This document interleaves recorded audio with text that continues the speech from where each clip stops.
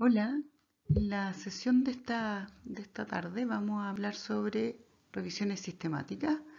Ustedes ya acaban de terminar de entender sobre los estudios clínicos randomizados y lo que vamos a ver ahora es cómo podemos transformar un montón de estudios en un solo estudio que se llaman revisiones sistemáticas.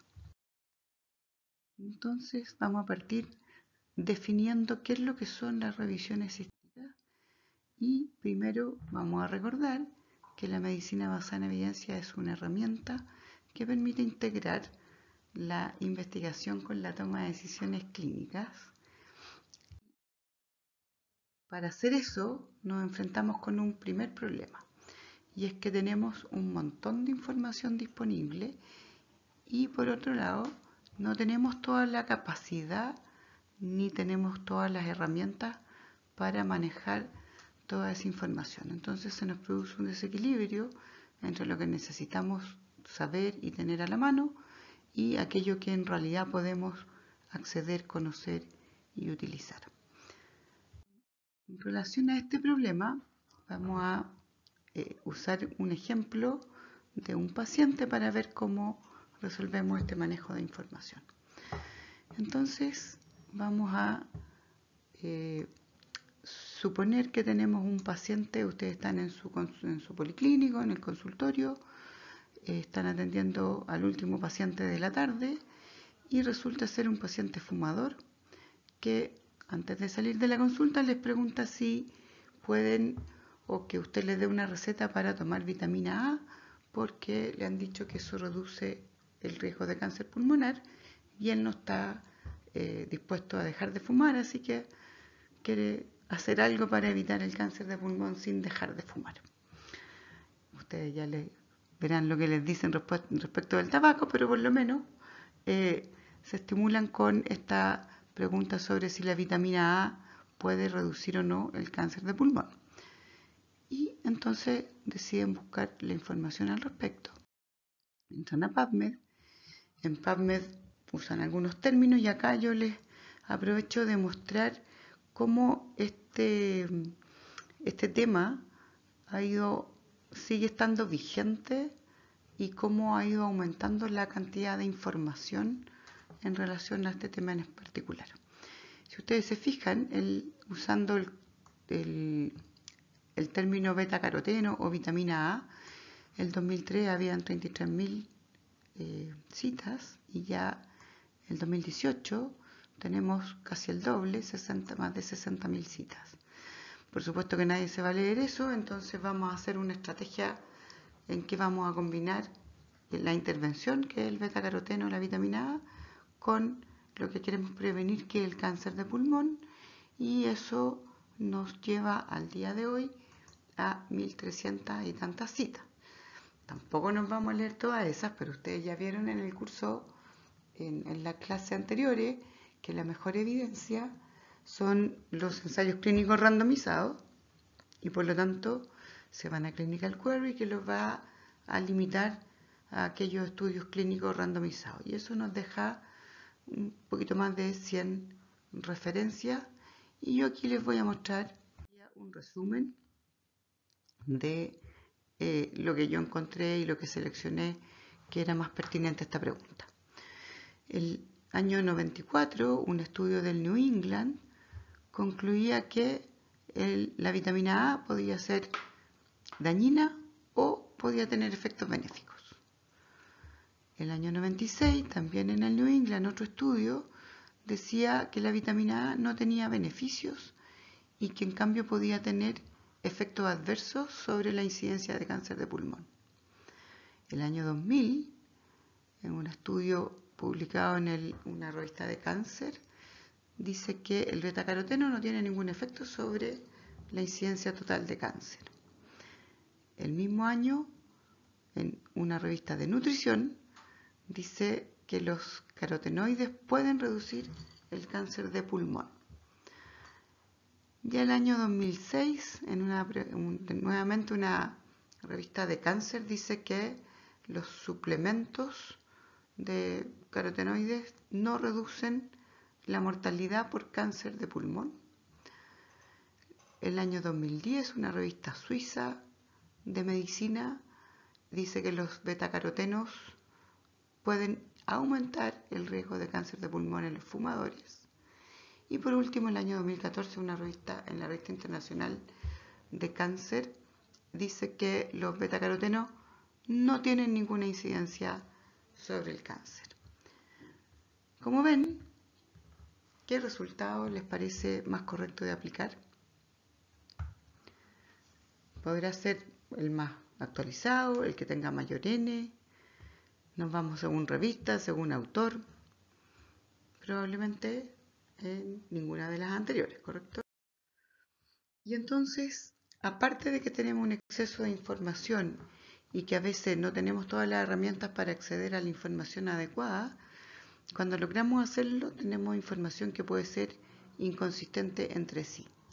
Y por tanto, nuestra pregunta es cómo decidir cuando tenemos estudios con resultados contradictorios para una misma pregunta.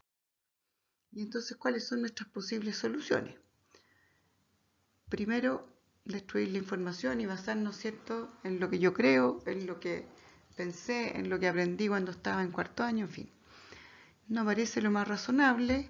Otra solución es reunir parte de la información y dar una opinión al respecto. Sin embargo, sabemos los riesgos que eso podría tener. Eso cuando estamos reuniendo una parte de la información y estamos dando una información parcial, puede constituir, a veces, no siempre, una revisión narrativa. Ya vamos a hacer una comparación entre lo que llamamos revisión narrativa y revisión sistemática. Y la solución, probablemente más razonable, es reunir toda la información disponible en relación a una pregunta específica, hacer un análisis crítico de esa información y cuando eso se hace en forma científica y sistemática, eso se llama revisión sistemática. Si esta revisión además puede ser sometida a análisis estadístico, eso es lo que va a determinar que tengamos finalmente un metaanálisis. No confundir, revisión sistemática es el proceso, metaanálisis es el análisis estadístico cuando obtengo resultados susceptibles de poder combinarse. Y entonces, si ustedes recuerdan en las primeras clases de introducción a la medicina basada en evidencia, hablamos de las pirámides de la evidencia y acá tenemos una nueva pirámide que es la pirámide de la información, que probablemente la vieron en sus clases de búsqueda. Abajo, ¿cierto?, están la opinión de expertos, como ocurre con los capítulos del libro, ¿cierto?, o las revisiones narrativas que mencionamos anteriormente. Después vienen los estudios en sus distintas categorías, desde los reportes, las revisiones de casos, los estudios de cohorte, los estudios de caso control y los ensayos clínicos randomizados. Y en este escalón, ¿cierto?, hay a su vez la jerarquía que ustedes ya conocen. Pero si utilizamos algunos de estos estudios y los sintetizamos, vamos a llegar al nivel superior, que son las revisiones sistemáticas, ¿ya? Entonces, conceptualmente, en términos ya más gráficos, una revisión sistemática va a reunir muchos estudios primarios. Ojalá, si estamos hablando de intervenciones, sean ensayos clínicos randomizados. Para otras preguntas van a tener que ser otro tipo de diseños. Pero en el caso nuestro, vamos a hablar de ensayos clínicos randomizados. Esto se somete a un proceso preestablecido que lo vamos a ver más adelante y con eso obtenemos una revisión sistemática. Entonces, la definición de revisión sistemática es el resumen y análisis de toda la evidencia relativa a una pregunta clínica específica que se ha realizado con métodos explícitos tendientes a disminuir el riesgo de sesgo. Y metaanálisis es nada más que el método estadístico que permite combinar los resultados de los estudios incluidos en una revisión sistemática. Recordar que no toda revisión sistemática va a tener metaanálisis, pero sí todo metaanálisis debe derivar de una revisión sistemática. Y acá solamente la clásica figura de una revisión sistemática, ¿cierto? Donde están los estudios, el estimador puntual, el intervalo de confianza de cada uno de los estudios y el diamante, que es el estimador combinado, ¿cierto? Hacia un lado está lo que favorece, hacia el otro lado lo que no favorece la intervención. Y lo que les decía, podemos comparar una revisión narrativa con una revisión sistemática. La revisión narrativa considera un tema en todos sus aspectos. La revisión sistemática, en cambio, responde a una pregunta más específica, una pregunta que nos permita tomar decisiones clínicas. La narrativa no tiene un método explícito ni para buscar ni para seleccionar la información. En cambio, la sistemática va a tener un método explícito tanto en la búsqueda como en la selección de la información. En la narrativa no tiene un análisis crítico de la información. La sistemática va a tener un método y un análisis explícito de la información incorporada. Y una revisión narrativa no debe tener análisis estadístico. En cambio, la sistemática, si se cumplen algunas cosas, puede tener análisis estadístico que, como les decía, se llama metaanálisis. Y volviendo a nuestra pregunta, ¿para qué vamos a volver a buscar, cierto, todos los estudios primarios? Vamos a ir directamente a buscar una revisión sistemática. Y para este ejemplo, les voy a mostrar lo que ocurriría si hago esta búsqueda en la Cochrane Library.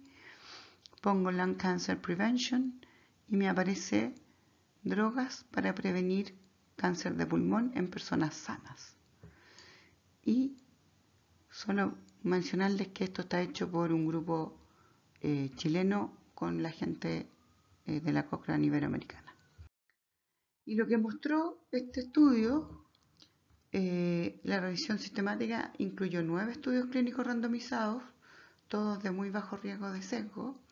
Incluyó más de 200.000 participantes que eran sanos y que fueron divididos en aquellos de bajo y alto riesgo.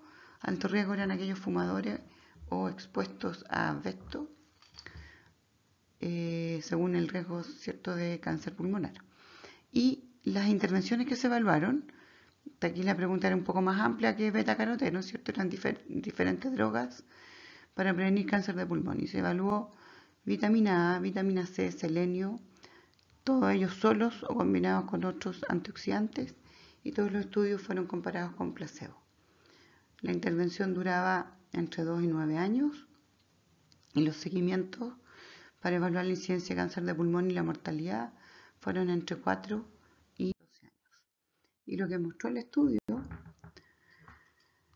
o la revisión sistemática en concreto, es que, y esto vamos a ver el detalle de cómo se hace el análisis de un metaanálisis, pero si miramos acá, el riesgo relativo de, ustedes pueden mirar acá el outcome, de incidencia de cáncer de pulmón, ¿cierto?, en pacientes que están usando vitamina A en alguna de sus formas, comparado con placebo, en personas sanas, el riesgo de tener cáncer de pulmón aumenta en 11%, con un intervalo de confianza que dice que puede aumentar entre 1 y 21%.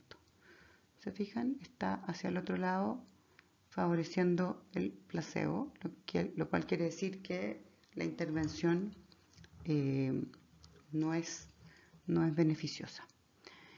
Y esto ocurre en las personas, si ustedes se fijan acá en el número 1, este es el subgrupo o el metaanálisis para el subgrupo de alto riesgo, que eran los fumadores o expuestos a asbesto. ¿Qué pasa en los pacientes de bajo riesgo? O sea, en los no fumadores, no pasa nada.